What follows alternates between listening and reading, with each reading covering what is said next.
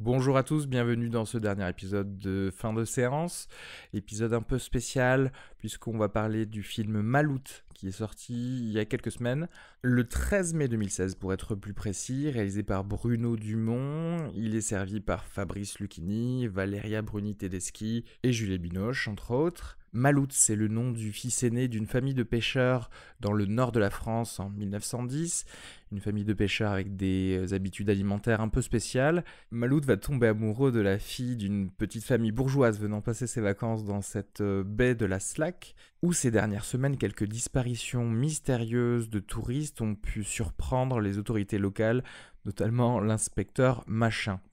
Avec moi pour parler de ce film totalement barré, Fabien Guilbeault, humoriste de son état, que j'ai pu découvrir au Comptoir du Rire.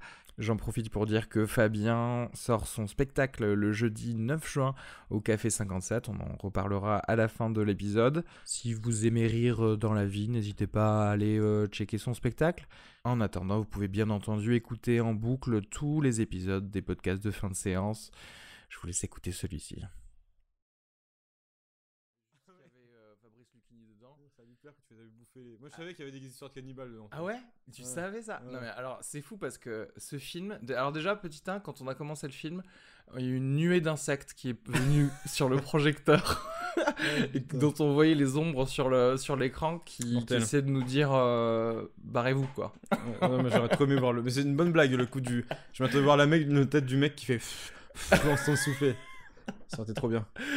Et là en fait, et d'ailleurs il y a une mouche qui est restée sur l'écran tout le film. Mais je me demande si c'était pas une araignée parce que j'ai cru compter plusieurs pattes à un moment. Parce que du coup à un moment.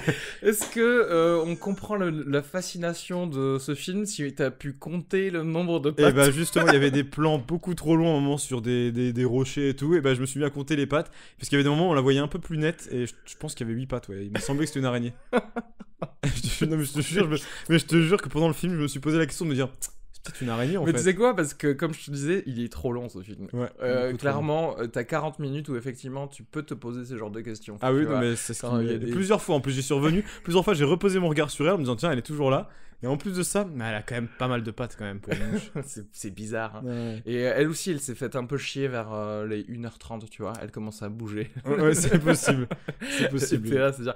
Bon, clairement ce film, c'est what the fuck, mais complet. Ah ouais, on a l'impression d'avoir pris de la drogue tout simplement. C'est vrai. Déjà, le seul personnage au début du film que tu pourrais croire normal, c'est celui... ça a l'air d'être un petit peu celui de Fabrice Lucchini et dès qu'il commence à parler, tu fais ah ouais non. Dès qu'il commence à marcher aussi. Le mec danse en marchant tout le temps. En fait, c'est comme si Bruno Dumont il voulait que tous ces personnages, tous, soient totalement tarés. Ouais, bah totalement bizarre. D'ailleurs, je pense que c'est carrément le cas parce que tous les personnages sont ultra, ont vraiment des caractères, mais même c'est trop caricaturaux pour moi, tu vois. Pourquoi trop? C'est trop parce que tu peux en tolérer un ou deux. Non, si tout le monde est comme ça. Moi j'adore quand les personnages sont ultra ont vraiment des caractères ancrés, etc. Ouais. Parce que je pense qu'en plus il suffit juste de les faire discuter, il y a même pas besoin d'écrire une histoire, ça peut être drôle. Mais là c'est juste que les personnages sont beaucoup trop caricaturaux, genre bah ouais, tu parles de Fabrice Lucchini, il se déplace en dansant et en même temps il est bossu et en même temps il fait des grimaces bizarres et c'est ça. Ouais, non mais et c'est trop Juliette Binoche pareil. Putain, la scène où tu l'entends pleurer pendant genre 5 minutes. Elle pleure pendant 5 minutes horrible. En criant, c'est très agaçant. En fait, tout est basé sur le comique de répétition et le comique de répétition. C'est ça. sur on va tenir la blague le plus longtemps possible et au bout d'un moment ça vous fera ce qui fonctionne sur la trompette. À un moment très quand drôle. on voit le corps de gendarme avec le mec qui sonne le clairon. Ah, c'est très drôle. Et c'est totalement con. Je pense que c'est ce qui m'a fait le plus rire de tout le film. Franchement, sans déconner, j'ai vraiment beaucoup rigolé, ouais. Et par contre, il y a des fois où, c'est pas que ça marche pas, mais c'est juste, tu vois tout le gros commissaire qui tombe tout le temps. C'est-à-dire que le mec, quand même, il est tellement gros qu'il se déplace en roulant. Au bout d'un moment, franchement. C'est pas du fat shaming, mais vraiment, il roule dans ce film. Il roule pour descendre les pentes parce qu'il est pas capable de les descendre en marchant. Et il tombe. Dès qu'il doit se baisser pour regarder quelque chose d'un indice, il tombe directement. Franchement, c'est tellement, c'est beaucoup trop. C'est pareil, c'est trop quoi. Je sais pas, t'as les puristes qui vont t'expliquer que c'est parce que non, mais il y a un truc. Non, c'est juste. il fait tomber un mec pour que ça nous fasse marrer, sauf qu'il le fait 12 fois dans le film, quoi. 12 fois, il y a des mecs qui tombent en s'allongeant dans des transats, le transat se pète et il fait ça plusieurs fois. Oui, c'est clair. Mais en fait, c'est quand même un film qui est plutôt, mais en fait, qui est plutôt bien fait techniquement. Ouais, ça je te laisse juger, je ne connais pas. Enfin, je veux dire, tu vois, c'est pas, ça te choque pas en termes de continuité ou de choses comme ça. Non, c'est vrai. Les acteurs, ils sont censés être bons et en fait, ils sont bons. Enfin, je pense qu'ils sont bons, ouais. pardon, les acteurs. Quand je dis les acteurs, c'est que il y a les acteurs professionnels et ensuite il y a une espèce de, je suis désolé de le dire, il y a des consanguins quoi. Il y a des mecs, je suis désolé, ils sont moches quoi. Ah ouais, mais je pense qu'ils ont été choisis pour ça. Oui, déjà. ils ont été totalement choisis pour ça. Mais à mon avis, eux, par contre, c'est pas des acteurs professionnels Non, du tout. il me C'est-à-dire semble que, pas. Il me semble oui, même avoir lu c'est que c'était des amateurs qui l'avaient recruté. Ouais, exprès. voilà, c'est des mecs du village, franchement, c'est obligé. Oui, En fait, pour moi, voilà, ce film, c'est la colline à des yeux en ch'ti. Genre, c'est exactement ça. C'est genre, c'est des gens qui kidnappent des bourgeois Ouais, pour les manger. pour les manger, exactement. C'est la colline à des yeux, mais pas, au lieu d'avoir du désert, t'as des marais du C'est Nord-Pas-de-Calais. ça. en Et là, fait. tu viens exactement de nous résumer les 2 heures du film. Et- Mais il y a il rien de fallait- plus. voilà. Il y a rien de plus. Il faut ça. Enfin, si, il y a rien de plus. Au bout d'un moment, il y a quand même des personnages qui volent sans aucune explication. Ah ouais. Oui, vous avez bien entendu, c'est voler, c'est-à-dire qu'en C'est fait, énorme. ils s'élèvent dans les airs pour Sans raison. sans raison, pour Sans rien, raison. comme Et, ça. Et ça. Ouais, non, je sais même pas comment rebondir sur ça. Mais C'est- en fait, je sais même pas comment aussi expliquer. Tu sais que d'habitude, enfin parfois on spoil un peu, on spoil beaucoup même Ouais. quand on fait. C'est ce qu'on est obligé de faire. Là, Ouais, si tu veux analyser vraiment un film. Mais là, il y a, enfin, je sais, il y a. C'est-à-dire que oui, je viens juste de résumer tout le film. Ouais, C'est-à-dire ouais. qu'en fait, il y a des espèces de consanguins marins qui mangent des gens et qui les kidnappent. Et c'est une espèce de fausse enquête d'un. Mais qui sert vraiment à rien. Enfin, il y a rien. Oui, il y L'enquête a ne rien sert à parce rien. qu'il parce n'y a qu'ils pas trouvent vraiment rien. d'enquête, ils trouvent rien. Voilà. Et ils se demandent tous s'ils savent quelque chose sur les disparus. Mais non, ils savent rien. Voilà. Ah oui, si, il y a cette espèce de thème bizarre de la, j'imagine, de la transphobie ou quoi, parce qu'il y a Ah oui, il y a une fille. On sait pas trop si c'est une fille, mais. si c'est une fille ou un garçon, il l'appelle Billy, donc Billy, le nom qui va un petit peu Et dans des les deux fois, elle a des genres. cheveux longs, et des fois, elle s'habille en fille, et des fois, elle a des cheveux courts et elle s'habille en mec, et on sait jamais vraiment. Et en même temps, elle entretient une espèce de relation amoureuse naissante avec ce marin consanguin là. Ouais, tout à fait. Et Ça sonne bien. Quand tu racontes l'histoire, on a envie d'aller le voir là. Je sais pas si la chronique est censée donner envie, Ouais. mais là, on a envie Genre, d'y aller. le mec, il dit, quoi? Waouh, une relation amoureuse avec un. Non mais et en fait, ah oui, elle se fait finalement, alors qu'elle est quasiment sous son protectorat de consanguin Ouais, c'est vrai. au début de leur relation, quand il se rend compte qu'elle a des couilles, Oui, j'imagine. c'est ça. Il est en train de la porter. Et il dit t'as des couilles, il la balance dans l'eau et Il la il cogne la démonte, sévère c'est, quoi. Et enfin, ou le ouais, cogne. Mais c'est c'est une actrice donc spécial c'est bizarre. comme Et rebondissement. et voilà. Et voilà, c'est tout. Et en fait, voilà, et finalement, il revient sur le fait de la kidnapper et de la manger. Il se dit non, je vais Oui, c'est ça, d'ailleurs, ça, j'ai pas compris. C'est-à-dire que tous les gens, pendant tout le film, ils les butent, ils les mangent, mais là, eux, les trois, ils les abandonnent dans la forêt, dans un Non, filet. c'est pas. La famille consanguine s'apprêtait à les manger, Ouais, mais à un moment, il y a une scène où tu sais, tu vois le Malout justement ouais. en gros plan, et en fait, il se lève. Il fait un hochement de tête, il se lève et il va prendre une espèce de chariot et tu comprends que. Enfin, Moi non, j'ai pas compris. je du tout. comprends. Mais je pense que c'était au bout qu'il d'une heure et avait demie de film et pris- je commençais à fatiguer, donc Ouais, j'ai non, mais pas du tout c'est compris. difficile. Parce que franchement, à partir d'une heure et demie de film, t'es là, tu fais. Comme on le disait tout à l'heure, c'est-à-dire qu'à chaque fondu au noir, tu te dis ah. Je vais Ouais. voir réalisé, écrit par Bruno Dumont et ce sera terminé et je Et pourrai non. reprendre ma vie normale. Mais non, Non. il y a un paysage de marais et de mer. Ah, mais il y a qui quand même arrive. un sens, c'est-à-dire qu'à la fin, il s'en veut. À la fin, et il puis- s'en veut Ouais, et quand il les même. sauve en les amenant à la forêt. Sauf que, excusez-moi de souligner l'incohérence de ce film, c'est que toutes ces trois personnes ont vu les gens Oui. qui les ont tapés. Exactement. Donc à un certain moment, tu sais très bien qui les fait disparaître, et pire que ça, tu sais très bien qu'ils vont te manger, en fait. Et on sait où ils habitent, On et sait où ils habitent. leur nom et tout, ouais. Et non seulement tu es censé savoir tout ça, mais en plus, à la fin, il y a Malout à côté des flics et Oui. de toute la... Pendant que le flic est en train de voler, on Ouais. le rappelle. Est-ce qu'on pourra revenir On sur va revenir la sur manière ça. dont ils le font descendre au sol parce que Oh là c'est- là, mais c'est n'importe quoi.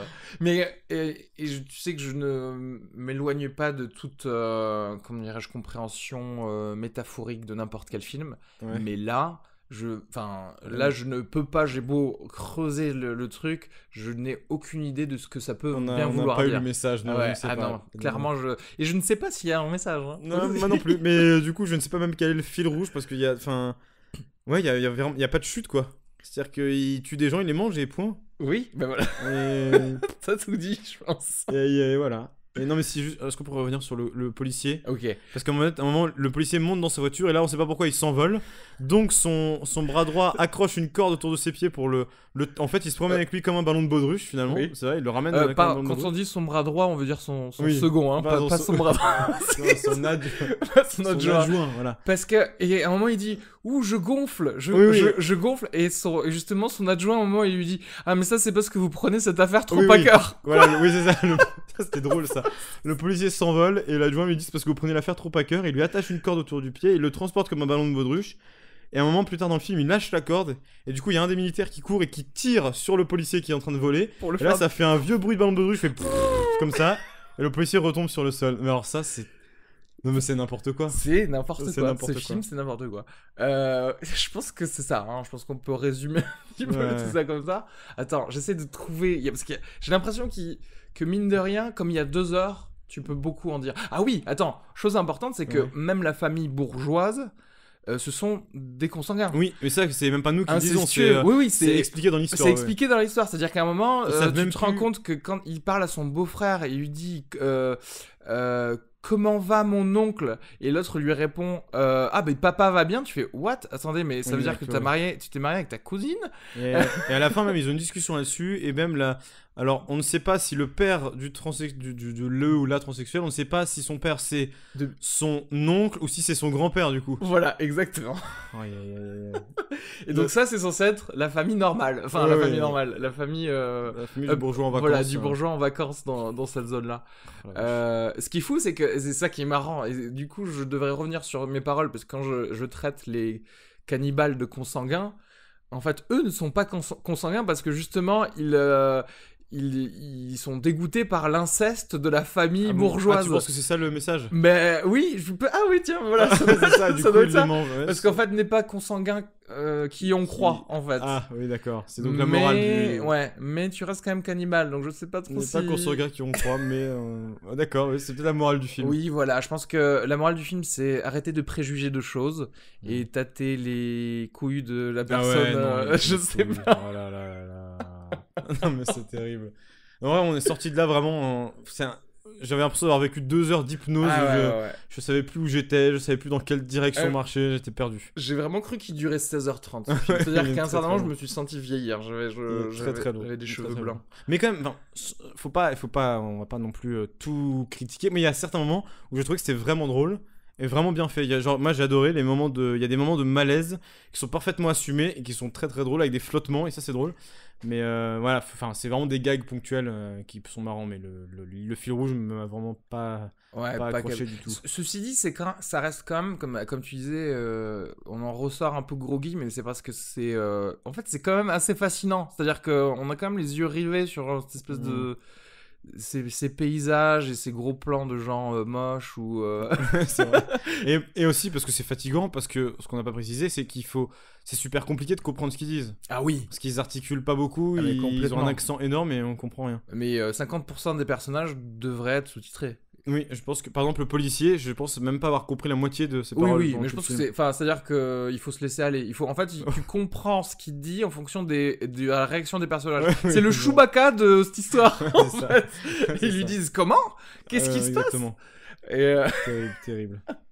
Ce qui m'étonne, moi, c'est qui produit ça? Comment tu peux avoir Juliette Binoche, Fabrice Lucchini?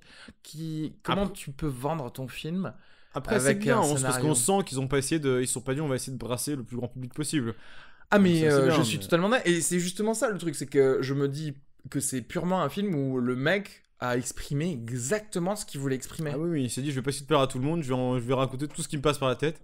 Et quand je suis défoncé, du coup, à mon avis, c'est comme ça qu'il l'a écrit.